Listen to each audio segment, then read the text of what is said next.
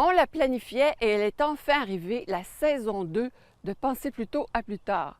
Cette fois-ci, 7 grands thèmes et on débute par mon second projet de vie. Heureuse de vous retrouver. Bonne saison!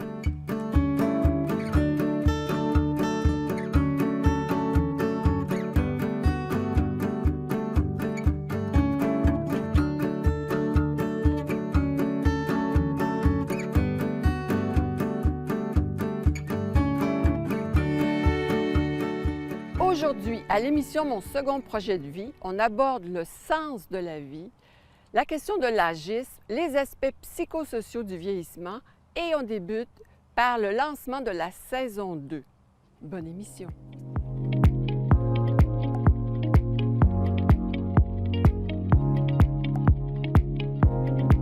Isabelle, c'est un endroit magnifique pour démarrer la saison 2. Est-ce que tu peux nous introduire, je te tutoie puisqu'on se connaît depuis des années, est-ce que tu peux nous introduire la saison 2? En fait, Penser plutôt à plus tard, c'est un projet qui est propulsé par la QDH Sherbrooke et Région depuis 2018. L'objectif du projet, c'est vraiment d'informer, d'outiller les personnes à toutes les étapes liées au vieillissement en vue de faire des choix éclairés. Donc, dans le cadre du projet, évidemment, on a développé des ateliers, des brochures, un beau site Internet. On a fait une première saison d'émission. Maintenant, on passe à la deuxième saison d'émission. Donc, avec la deuxième saison, on veut approfondir les thèmes déjà abordés lors de la première saison, mais on ajoute aussi 2 nouveaux thèmes, qui est mon grand âge et ma fin de vie. Donc, je tiens aussi à souligner que le projet Penser plutôt à plus tard, c'est un projet qui est financé par le programme Québec Amis des aînés du ministère de la Santé et des Services sociaux du Québec. Pour la deuxième année.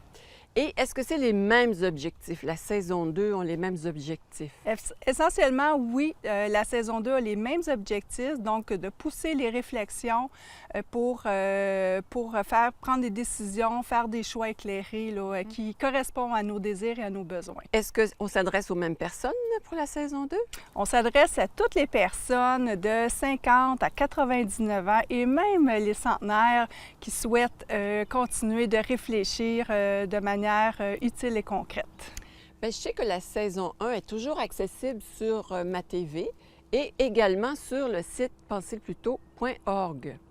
Effectivement. Et aujourd'hui, on débute la première émission de la deuxième saison avec le thème « Mon second projet de vie ». Donc, aujourd'hui, on va aborder qu'est-ce qui a du sens pour nous dans notre second projet de vie, les différents aspects liés au vieillissement avec des pertes, mais aussi des gains. Super. Je pense qu'il va y avoir des milliers de personnes qui vont continuer de nous suivre. Oui, certainement. Bien, bonne saison. Moi, j'ai pris ma retraite en 2017 et puis quelques mois après, en tout cas, je me suis rendu compte que c'est important de se donner un autre projet de vie que le travail. Et pour moi, ça prend tout son sens d'en faire du beau, faire du bon et surtout de trouver une implication sociale aussi pour redonner. Oui, certainement, parce que moi, je prends ça une journée à la fois, puis c'est comme ça, puis je suis toujours positive aussi, là, la plupart du temps, en tout cas, j'essaie. J'essaie toujours de trouver un côté positif au négatif. Oui, certainement, parce que c'est quelque chose qui me dirige toujours durant ma vie. C'est certain que quand on a un but, quand on a un projet, on va pas mal plus loin dans la vie, oui. Oui, mais j'élargirais un petit peu en disant vivre. C'est clair qu'on cherche un sens naturel, normalement un peu à la vie. Alors moi, je dirais oui, ça aide à vieillir. Si on ne l'a pas trouvé encore, il faut le chercher. Ça prend des projets. Toute une vie, on a été actifs. Alors, quand on se retrouve vers la fin de notre vie active, au début de notre retraite, c'est clair qu'il y a un clash qui se fait parce qu'on est habitué d'avoir été bien actif. Puis là, tout à coup, on sait moins faire des choses. On est moins actif, mais moi, je pense que les projets, ça garde la jeunesse, ça garde l'esprit alerte. Puis ça fait qu'on a de l'espoir. Fait que oui, pour moi, c'est important, les projets, même à la fin de ma vie. Je pense que je vais toujours rester à avoir des projets. On parle de mon second projet de vie, mais c'est quoi un projet de vie? Commençons par se dire, c'est quoi un projet de vie? Oui, c'est bien. Un projet, au fond, c'est plus que simplement une activité qu'on fait pour la prochaine fin de semaine, là. Oui. Un projet qui touche la vie dans des dimensions importantes, même qui touche à toute la vie. Parce que c'est un projet qui donne un sens à l'ensemble de notre vie ou à une partie importante de ma vie. Par exemple, si à la retraite, je décide de reprendre en main ma santé, bien ça peut devenir un projet intéressant. Pour 1 an ou 2, je vais m'occuper vraiment très activement de ça. Puis si au bout de l'année, j'ai perdu un 5-6 kilos, puis je me sens en meilleure santé, j'ai atteint mon projet de vie. Puis le lien entre le sens du projet de vie et le sens de la vie. Il y a un grand lien entre projet de vie et sens à la vie. Un lien très, très étroit. Parce que tout projet part d'un désir de faire donner du sens à sa vie quelque part. Si on n'a pas ça, c'est que le projet n'est pas valable. Et le sens à la vie, c'est un besoin fondamental de tout être humain. Tout être humain cherche à donner un sens à sa vie de quelque façon que ce soit, par des actions quelconques qu'il entreprend. Et le sens à la vie, ça apporte vraiment quelque chose de fondamental dans la vie. Ça donne une direction à la vie, ça donne une orientation, ça donne de la motivation pour agir, ça donne de la valeur à la vie. Et puis, ça nous aide à nous situer par rapport à d'autres personnes, et bien, prendre notre place dans la vie. Mais est-ce qu'il y a des projets de vie qui donnent plus de sens ou qui portent plus de valeur selon notre situation, j'imagine? Oui. Les projets qui se donnent le plus de sens, c'est les projets qui collent vraiment à nous et qui collent à notre situation autour de nous. Collent vraiment à nous, ça veut dire que je respecte mes besoins fondamentaux, mes désirs, mes aspirations. Et ça colle à ce que je suis comme personne et ce que je veux devenir, ce vers quoi je me dirige dans la vie. Et ça colle aussi à notre situation. Alors, ça tient compte de mes capacités aussi, de mes potentialités, de mes expériences passées. Puis en plus de ça colle à ma situation parce que mon environnement, les possibilités que m'offre mon environnement, me permettent justement d'entreprendre des projets parce que je compte sur les personnes, je compte sur les ressources qu'il y a autour de moi. Et quand ces deux conditions-là sont remplies, j'ai des projets de vie qui vont vraiment me situer, me motiver puis m'aider à aller de l'avant.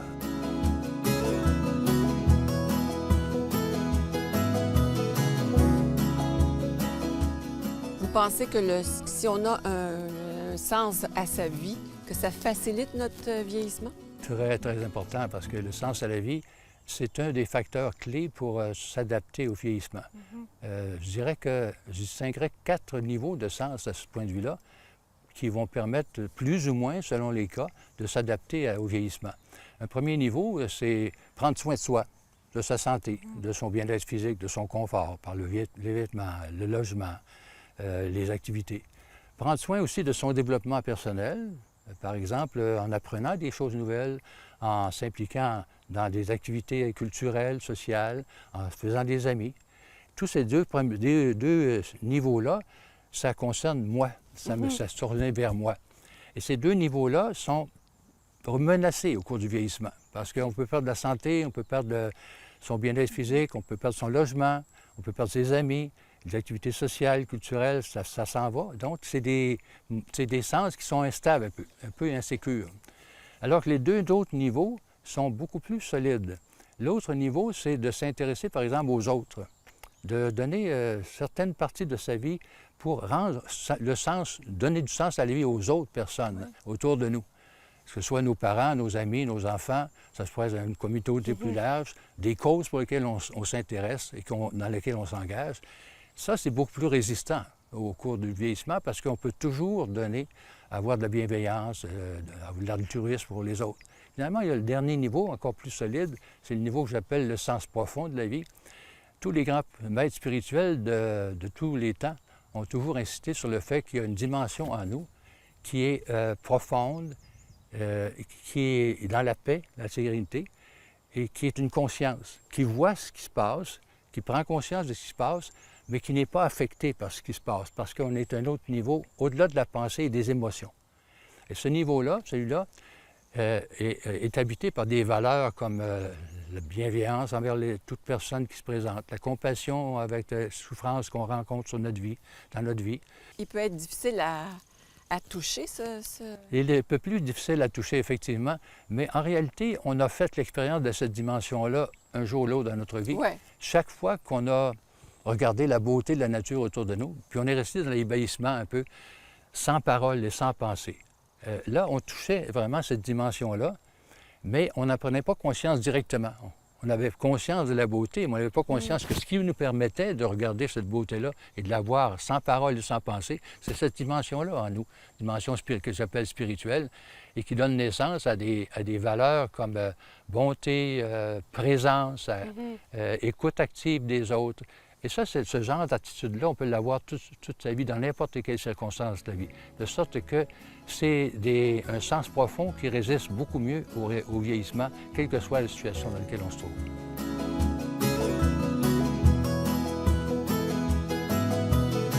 Et si on terminait en se disant, mettons, j'ai pas vraiment d'idée de projet de vie, de sens à ma vie, qu'est-ce que vous suggérez? Est-ce qu'il y a des ressources qui existent? La principale chose que je dirais, c'est de commencer à s'intéresser peut-être à la spiritualité, en particulier à la méditation. La méditation est une voie royale qui nous aide à entrer dans cette dimension-là et qui nous permet d'atteindre cette dimension de paix, de sérénité à l'intérieur qui résiste justement aux vicissitudes du vieillissement. Mais si on n'est pas vraiment axé sur ce type de démarche-là, est-ce qu'il y a quelque chose de...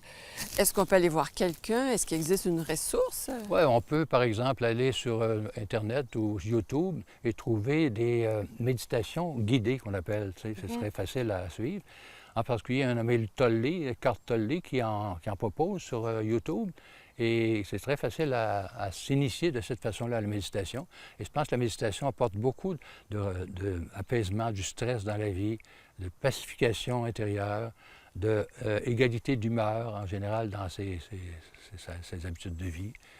Beaucoup de choses que favorise la méditation. Qu'on aurait intérêt à développer. Absolument. Bien, merci. Merci à vous. On entend de plus en plus parler de l'agisme. Pourquoi? Et est-ce que le Centre de recherche sur le vieillissement, c'est pour le Centre une préoccupation importante? Bien, pour le Centre, ça a toujours été une préoccupation parce que l'agisme a des conséquences à plusieurs niveaux, donc on s'est toujours préoccupé d'agisme. Mais là, la pandémie a ramené dans l'espace public ce mot-là sur plusieurs lèvres parce que malheureusement, la pandémie a démontré des effets néfastes de l'agisme, entre autres dans le système de santé, dans la façon dont les soins sont donnés aux aînés, dans les CHSLD. Donc, l'agisme est revenu à l'actualité, heureusement ou malheureusement. Malheureusement parce que ça nous le démontre, mais heureusement parce qu'on peut en parler et mieux le nommer. Ça s'est révélé. Et vous avez mis en place un site web à ce propos, hein? Oui, donc le site rompreaveclagisme.ca fait partie d'un projet plus large qui s'appelle la Grande Interaction pour rompre avec l'agisme.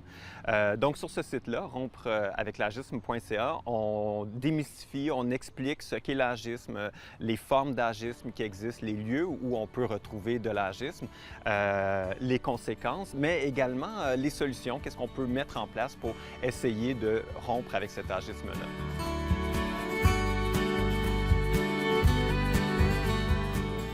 On comprend que toute personne peut être susceptible d'être victime d'agisme. Mais le phénomène de l'auto-agisme, c'est quoi en fait? Oui, bien, effectivement, malheureusement, plusieurs aînés risquent d'être victimes d'agisme. Les statistiques démontrent qu'environ 2 aînés sur 3 vont être victimes d'agisme. Et l'auto-agisme, bien, c'est cette forme d'agisme qu'on fait envers soi-même et qui est une conséquence du discours qu'on entend. Donc, à force d'entendre, par exemple, « Ah, les aînés ne maîtrisent pas la technologie. » Bien, un aîné pourrait dire « Ah, bien, je n'irai pas prendre des cours, je suis bien trop vieux ou bien trop vieille pour ça. » Et donc là, il intègre ce discours agiste-là et s'empêche de faire des choses sans même vérifier son véritable intérêt, sa véritable capacité à aller au-delà de ce que les préjugés semblent dicter envers les aînés. Donc, il y a plusieurs fausses idées, des préjugés, mais comment se prémunir de ça et comment réagir pour rompre avec ces préjugés-là? Bien, en fait, à partir du moment où on sent qu'on nous appose une étiquette qui n'est pas conséquente de ce qu'on vit, donc qui n'est pas le reflet de ce qu'on ressent, on peut commencer à se poser des questions. Suis-je victime d'agisme? Parce que l'agisme, c'est apposer des stéréotypes, discriminer ou empêcher d'agir un aîné parce qu'on présuppose des choses à sa place. OK. Par exemple, parler plus fort automatiquement à un aîné parce qu'on suppose qu'elle est nécessairement sourde, ben c'est amener ce présupposé-là dans un comportement qui, lui, est agiste. Donc, en tant que personne, c'est d'essayer d'être attentif. Bien, il me semble que le regard qu'on porte sur moi n'est pas celui que j'ai sur moi. Et à ce moment-là, on peut le nommer, puis on peut essayer... On réagit. On réagit, exactement.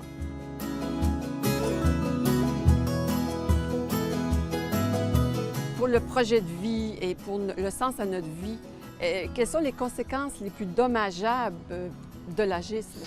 L'agisme, c'est assez bien documenté dans la recherche qui peut avoir des impacts, bien sûr, sur le bien-être, mais également sur les symptômes dépressifs, sur la santé globale, peut amener à de l'isolement social aussi, à de la maltraitance. Donc, les conséquences sont assez importantes. Et toutes ces conséquences-là, quand on les met bout à bout, ça peut faire un dommage important sur la vie et le bien-être d'une personne aînée. OK. Donc, moi, je suis allée sur votre site, j'ai fait le test sur l'agisme. Je constate que les résultats naviguent entre un agisme hostile et l'agisme bienveillant. Oui. Alors, on devrait se situer où? Bien, idéalement, ni l'un ni l'autre des pôles, mais peut-être pour faire la distinction, ça va permettre de mieux répondre à la question, l'agisme hostile, c'est celui dont on entend parler qui peut être de la violence verbale, de la violence physique. Du contrôle. Des comportements vraiment négatifs vis-à-vis de la personne aînée. L'agisme bienveillant est un agisme qui part d'une bonne intention, mais encore là, qui présuppose, comme je le mentionnais, qui présuppose à partir de stéréotypes qu'un aîné ne sait pas faire ci, ne sait pas faire ça. On surprotège, prétendant ou prétextant, ou sans même vérifier avec la personne, avez-vous besoin d'aide? Voulez-vous que je parle un peu plus lentement? Voulez-vous que je vous aide avec vos paquets? Donc, sans aller au-devant, sans connaître la personne, déjà à poser des... c'est pas mal intentionné, mais c'est quand même une forme d'agisme.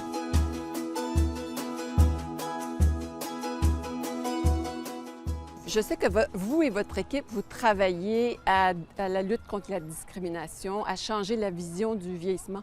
Je vous laisse le mot de la fin. Oui, bien, changer la vision qu'on a du vieillissement, ça serait déjà... faudrait déjà commencer par changer notre perception que le vieillissement, c'est nécessairement quelque chose de négatif. Changer ces associations que vieillir, c'est nécessairement devenir un fardeau ou devenir inutile ou... Et pire encore, mettre tout ça dans le même panier, donc prétendre qu'un aîné de 65 ans est exactement pareil qu'un aîné de 85 ou de 90 ans et mettre les aînés dans ce grand panier, dans ce grand tout. Donc, un mot de la fin, ça serait d'aller à la rencontre des aînés puis continuer à voir que ces personnes-là, bien, ils sont autant différentes que de personnes. Et c'est comme ça qu'on va rompre avec l'agisme et ces stéréotypes-là. L'âge, c'est pas un frein au projet de vie. Ce qui peut peut-être être plus le frein qui vient avec l'âge, c'est la capacité physique et mentale. Il y a certaines choses qui nous sont plus difficiles à réaliser parce que, bon, on a des contraintes. Là, on est peut-être plus souvent malade, on a peut-être des problèmes de santé qui nous handicapent un peu plus. On est peut-être moins alerte aussi mentalement. Et aussi, bien, il vient aussi les contraintes financières. Là. C'est des freins d'une certaine manière, mais ce n'est pas des choses qui nous empêchent de réaliser quand même nos rêves. Pas du tout. Pour moi, l'âge, c'est un chiffre. Et dépendamment de, justement, quel sens qu'on donne à sa vie et comment est-ce qu'on est actif, c'est comment on se sent à l'intérieur qui compte. Là. Pas du tout. Il n'y a rien qui m'arrête. Je pense même pas à mon âge. Bien, des fois, je suis obligée de compter pour savoir quel âge que j'ai. Non, certainement pas. Certainement pas. Dans le fond, pour moi, l'âge, c'est juste un chiffre. Dépendamment de la capacité physique, dépendamment de ce qu'on a le goût de faire dans la vie, Dépendamment de tes ambitions, si tu es positive ou négative, tu vas pas mal plus loin dans la vie, effectivement. L'âge, c'est une condition de notre être, on est rendu là. Alors c'est sûr que si je dis, bien, à l'âge que j'ai, c'est clair que ça me fait penser à que j'ai à en tenir compte dans les conditions que je me donne. Tu sais. Je ne peux pas le nier, ça. C'est une condition, moi, je dirais. Madame Roth, antérieurement, les recherches sur le vieillissement se concentraient beaucoup sur les aspects biologiques et physiques. Maintenant, on intègre les aspects psychosociaux. En quoi ça consiste? En fait, c'est ça. Avant, il y a une vingtaine d'années, la recherche sur le vieillissement considérait le vieillissement comme étant une fatalité. Alors, on allait vraiment regarder des aspects génétiques, des aspects biologiques, parce que c'était des choses qu'on ne pouvait pas modifier. Mais depuis qu'on a compris que certes, c'est un processus irréversible, mais qui contribue à la vie, maintenant, de plus en plus, on s'intéresse aux autres dimensions de la vie de la personne, dont les aspects psychologiques et sociaux. Donc, cette combinaison-là, biologique, physique et psychosociaux, fait en sorte qu'on comprend mieux les étapes du vieillissement? Oui, il faut dire qu'on entend par facteurs psychosociaux tout ce qui concerne à la fois l'individu et l'interaction avec d'autres personnes. Si on prend l'exemple, par exemple, chez les travailleurs vieillissants, de la retraite, si on commence à s'intéresser à la retraite comme étant un âge, mais on ne comprend pas toute la dimension jusqu'à ce qu'on considère le fait que la personne cesse d'être en relation avec des gens qu'il a côtoyés pendant des années et qu'ensuite, le fait qu'il ait de nouvelles activités va venir influencer la façon dont il vit et même la durée de sa vie, mais on comprend donc que c'est vraiment interrelié et qu'on ne peut pas les séparer. C'est interrelié, mais cette combinaison-là est complexe, le bio, le physique, le psychosocial, mais est-ce que on est déterminé à telle condition en vieillissant? Oh non! Ce n'est pas un déterminisme. On peut vraiment choisir la façon dont on veut vieillir. C'est vrai qu'il y a une partie qu'on ne va pas contrôler. On est né d'un père, d'une mère avec une certaine taille, une certaine couleur. Mais il reste qu'on peut choisir de maintenir les relations qu'on a bâties depuis l'enfance ou de s'en créer de nouvelles. On peut continuer un projet de vie ou on peut en partir même un nouveau. Et le fait d'avoir des activités psychosociales, des activités sociales, le fait d'avoir un avenir, d'avoir un projet, va faire qu'on va s'accrocher à la vie et puis qu'on va la vivre de la façon qu'on a choisi de la vieillir. Donc, l'aspect psychosocial est important là, dans cette donne-là. Bien entendu, c'est ça. Quand je parle des aspects sociaux, des activités qu'on fait, des amis qu'on a, de la famille qu'on côtoie, c'est vraiment la dimension psychosociale. Et c'est quoi les éléments qui impactent le plus le vieillissement actif, positivement, si on veut? Oui, mais on va parler de sphères de vie. Moi, j'aime beaucoup parler des sphères de vie, là où vous passez beaucoup de votre temps. On va penser au travail pour ceux qui choisissent encore de travailler. On va penser à la famille. On va passer pour certains même aux soins médicaux. C'est l'endroit vraiment où vous passez le plus de temps. Ce sont les grandes sphères. Alors, elles ne peuvent pas être les mêmes pour tout le monde. Selon ce que vous voyez dans votre emploi de temps, ça va être ces sphères-là qui vont déterminer le plus les activités et la façon dont vous allez vieillir.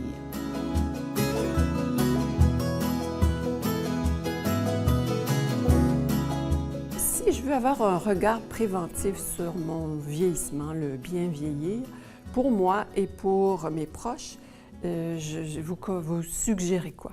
Mais je suggère que la personne qui est considérée comme la personne vieillissante dans un projet de vie soit et reste le leader de sa vie. Moi, je ne pense pas qu'on peut parler d'être la personne qui contrôle tout, d'être le détenteur de sa vie. Non, on travaille avec d'autres êtres humains dans toutes les sphères de notre vie. On est interdépendants, mais qu'il reste le leader. Certes, d'un film qui n'a pas écrit, mais il reste l'acteur principal de ce film-là. Comme ça, on peut bâtir selon ses valeurs, ses préférences, ce qui compte le plus. Dans la chaire de recherche sur le vieillissement actif et l'inclusivité dont je suis titulaire, ce que nous essayons de faire justement, c'est de développer des approches de recherche et de formation qui tiennent compte de ce qui compte le plus pour la personne vieillissante, parce qu'elle est le centre, le cœur de tout ce qui la concerne. Quand vous dites maître d'œuvre ou leader, vous faites une nuance. Je ne peux pas être nécessairement maître d'œuvre, mais le leader de mon vieillissement. Oui, j'imagine un maître d'œuvre, c'est je veux aller à l'hôpital, mais je ne conduis plus. Je n'ai pas les clés, je ne peux pas conduire. Mais par contre, je peux décider de ne pas y aller aujourd'hui ou d'y aller demain. Donc, c'est ça que j'appelle un leadership, c'est que ce soit la décision et les choix de la personne qui soient entendus premièrement. Là, on a dit maître d'œuvre, acteur principal, leader de ses décisions, mais est-ce qu'il y a une manière de rester le plus longtemps possible, comme disent certains, au volant de sa vie, mettons? Moi, je dirais que la question, c'est dans cette belle émission, c'est de penser plutôt à plus tard. Il y a les aspects juridiques. Si vous avez pris des dispositions juridiques, c'est sûr que c'est en dehors de la sphère psychosociale, vous avez déjà des décisions que vous avez prises avant que vous ne soyez en incapacité, par exemple. Mais quand on parle au niveau psychosocial, en choisissant avec qui vous entourez, moi, en choisissant la façon que j'élève mes enfants, en leur montrant dès le bas âge, quand j'ai encore toutes mes capacités que je veux décider, je viens déjà avoir un levier pour les jours où je ne pourrai plus leur rappeler cela. Il y a plein de personnes qui restent en contrôle de leur vie, même en étant dans des soins palliatifs. Donc, c'est vraiment de commencer plus tôt à planifier son plus tard. Et aussi à le dire à ceux qui nous entourent, ce qu'on désire. Le dire, le faire soi-même, hein? Le vivre, puis ça va continuer. C'est très clair.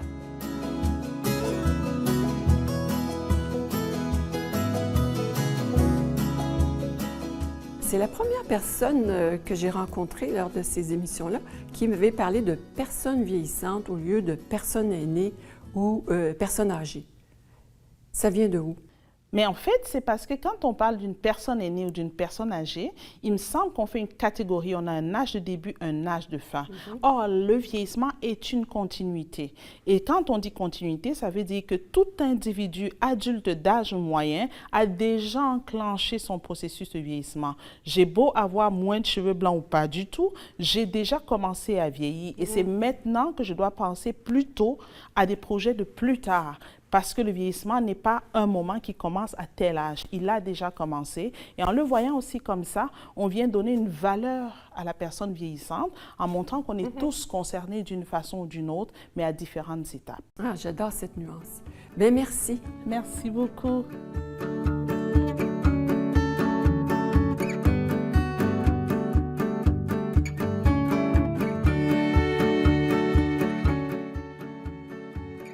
Merci à nos invités et aux participants. Ne manquez pas à la prochaine émission Ma situation financière. Sur ce, l'équipe de Pensez plus tôt vous dit à plus tard.